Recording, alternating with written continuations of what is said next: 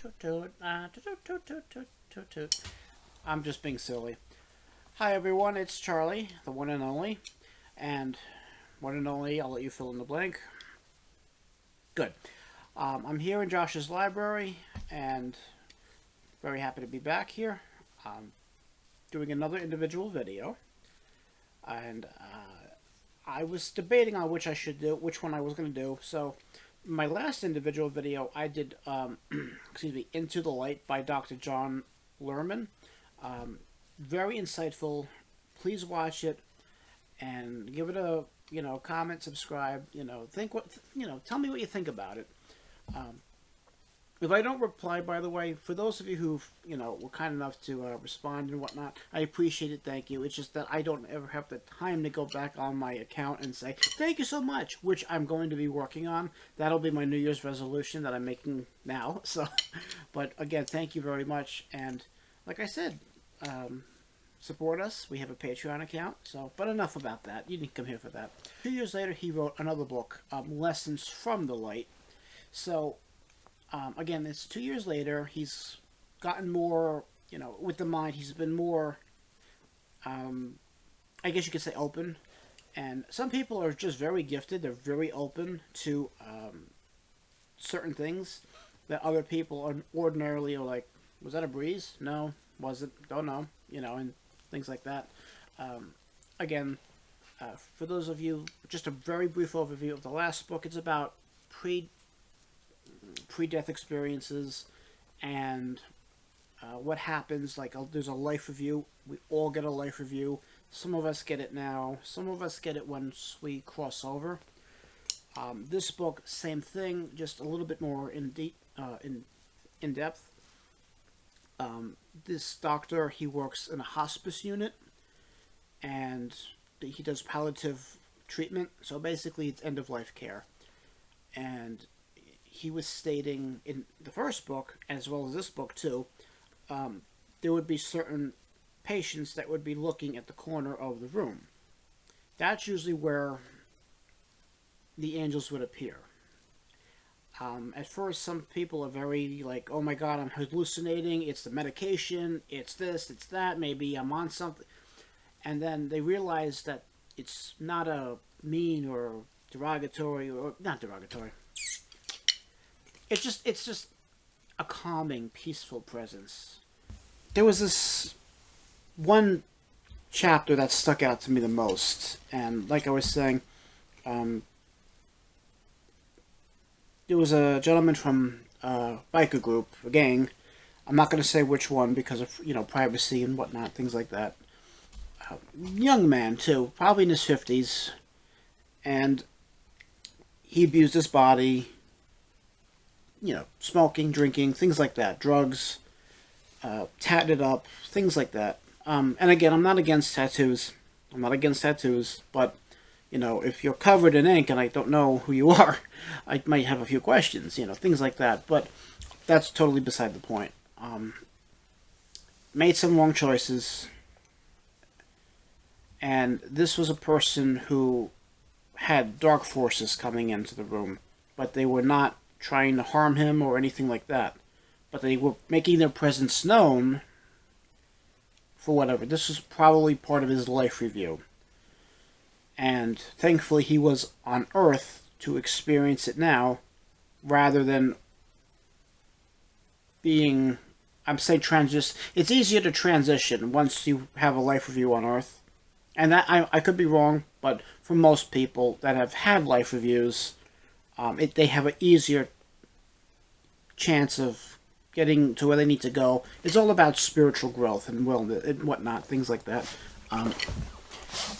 Back to this gentleman.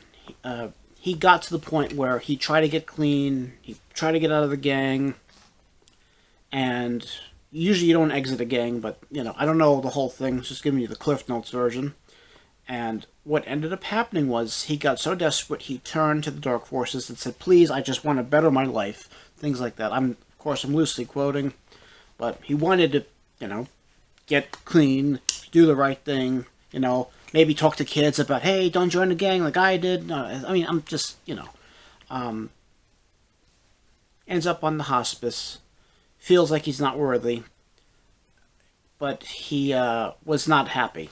Not happy. They actually had to have. I think they had to have a security officer out waiting area. Um,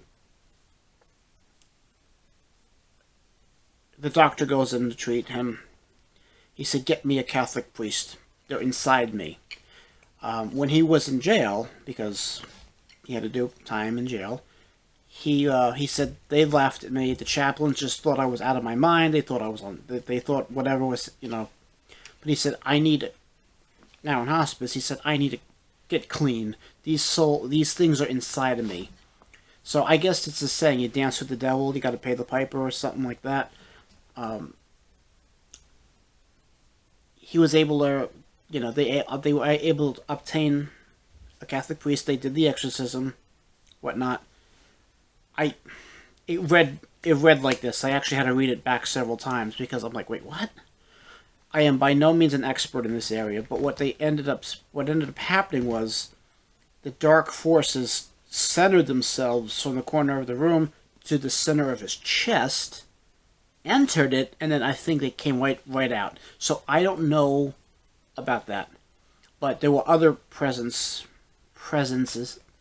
There were other beings there that were light beings, shall we say, and they were trying to basically say, "Don't fight it. Let us do the work for you. You suffered enough." Things like that, and he was able to, after that, which is big sigh of relief. So he was able to lay a few. You know, he started eating, started responding. He wanted to be off all the medicines. He made that conscious choice. So there were several other instances where the doctor was told, these people did not want to be medicated because it was altering the mind and they wanted to be as receptive as possible. But he also felt that he had to feel the pain. He had to carry it with him. Not because he wanted to, but because he felt that was something he had to do. And they said, you don't have to do that. You made the mistakes. You're learning from the mistakes. But the fact that he turned to a dark force for help, that made me scratch my head a little bit. But the fact, I guess that just shows how hard somebody is trying to better themselves. Again, that's open to debate, interpretation, whatnot. He was able to cross over much more peacefully. I think about a week or so later, he was able to talk to his son and say, "Son, get off the drugs. Stop. This is how you're going to end up. Look at me. This is not what I want for you." And I think the son was also on that path of self-destruction. So I believe he bettered himself, was able to quickly rebound, and was able to get his life back on the right track.